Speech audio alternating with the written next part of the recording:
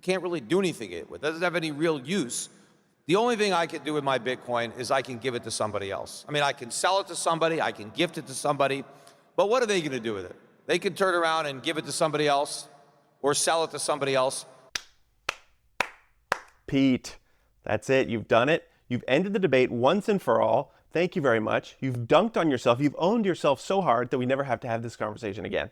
So for anybody who doesn't know, that's Peter Schiff, the infamous gold bug, at the Bitcoin conference, having a debate about Bitcoin and gold or which one's better or whatever. At about 3, 4, 5 minutes into the debate, inadvertently dunking on himself, scoring the biggest own goal you've ever seen, ending the debate once and for all. Because as we just saw, Pete defined for us what money is, and then he defined Bitcoin as money. So he said, well, what can I do with Bitcoin? I can't do anything with it. It doesn't do anything. It has no use. All I can do with it is take it and transfer it to somebody else. And that person, what can they do with it? Well, they can just transfer it to somebody else. So as we know, Bitcoin, it's today valued at $105,000. So we know that Bitcoin stores value and you can transfer that value. So a transferable store of value, what's another word for a transferable store of value? Oftentimes we call that money. In the same way that you desire to have dollars, you don't desire them for any thing that they're going to do. You're not going to burn them in the fireplace to keep you warm. You desire them because they will theoretically store their value and you can transfer that value to somebody else. And when you do that, you can exchange it for something else, like something else of value, with an asset or goods and services. So they're a transferable store of value that you can get something in return.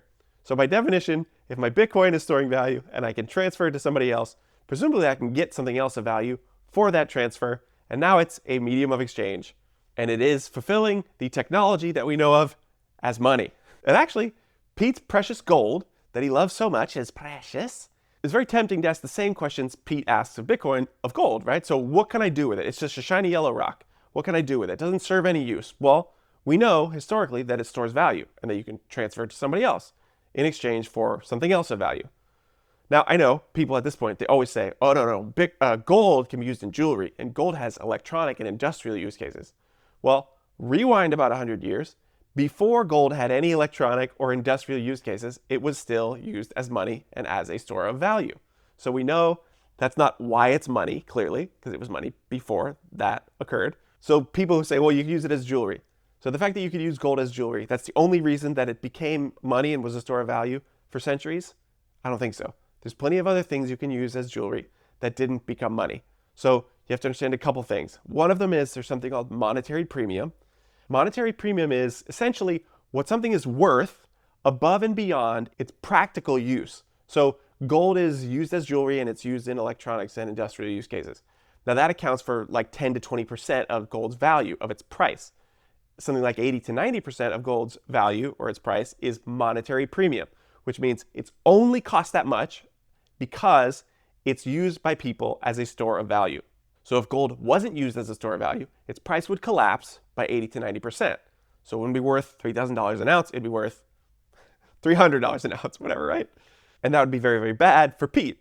So you better understand monetary premium if you want to understand why your gold keeps its value. Now, it also didn't become money just because it's used in jewelry. Like I said, lots of other things are used in jewelry that didn't become money. Or maybe they were money once upon a time, but they got outcompeted by gold. Now, gold has certain properties that make it good at fulfilling this technology that we know of as money. They make it good at storing its value and letting you exchange that storable value to somebody else. Now, Pete is fond of saying that it has intrinsic value. Well, there's no such thing as intrinsic value. It's a logical flaw. It's a misnomer. All value is subjective, but without going too deep into that, because some people's heads will explode, gold doesn't have intrinsic value. It's just a shiny yellow rock. It just so happens that that shiny yellow rock has certain properties that make it very good at being money. And the properties that it has distinguish it and make it better at being money than other types of rocks. It's not just because it's shiny. The most important one when distinguishing it from other rocks is that it's more scarce. It's harder to produce more gold than it is most other kinds of rocks. Now, the most rare kinds of rocks aren't as good as gold is at being money because they're too rare. So you have to have something called abundant scarcity. There should be a lot of it, and it's hard to make more of it. So we have 5,000 years of evidence that gold did a really good job of fulfilling that technology of money. And that's why Pete loves it so much. But what if you had something that had those same properties as gold? Remember, there's no intrinsic value. There's just properties that give gold the ability to be good money, store its value into the future, store its value across time, and transfer that value across space. Now, what if you had something that had those same properties that could store its value across time and could store value and transfer value across space, but they could transfer value across space even faster, even better than gold? You didn't have to just hand it to somebody or ship it to somebody. You could transfer it over a magic communications channel that we've built called the internet. So you could take that value and transfer it anywhere in the entire world to any of 8 billion people, just you to that person, nobody else in between. And you could do that almost instantaneously. That would be a pretty valuable leap forward in the technology of money, don't you think? Especially if nobody could stop you from doing that and nobody could censor that transaction and nobody could get in between. So that would be a pretty valuable leap forward in the technology of money, right? So that is what somebody named Satoshi Nakamoto invented in 2009 called Bitcoin. It has the properties that gold has that let it store value into the future in time, and it has better properties than gold at transferring that value across space. So, as Pete so generously defined for us at the beginning, what money is, a transferable store of value, you have Bitcoin that's very, very good at being a transferable store of value. It also just so happens that it's better at storing its value through time than gold is because it's more scarce than gold. Like gold is more scarce than other rocks, Bitcoin is more scarce than gold. So, there you have it. Pete dunked on himself. He's ended the debate once and for all. It was a lot of fun. It was fun while it lasted. He's going to continue to troll us. Maybe if I can have the self-discipline, I won't engage with Pete anymore because it's what he wants. He wants the attention. He's like a wrestling villain. The more you boo him, the more he goes like this. So it was fun. I had to dunk on him. He threw up the alley-oop. I had to give it to him once. I'll try to do my best to leave him alone, not give him the attention he wants from now on. As Bitcoiners, we'd probably all be better off if we just stopped listening to him. He likes to troll us, and he's very good at getting us riled up. Trace Mayer did a good job debating him in that debate. But I just had to stop it at minute 3 or whatever it was and say, the debate's over. You don't have to keep watching. Pete's dunked on himself. He's defined Bitcoin as money. And as we know, money is essentially the most useful technology that we have in humanity because it's 1/2 of every transaction.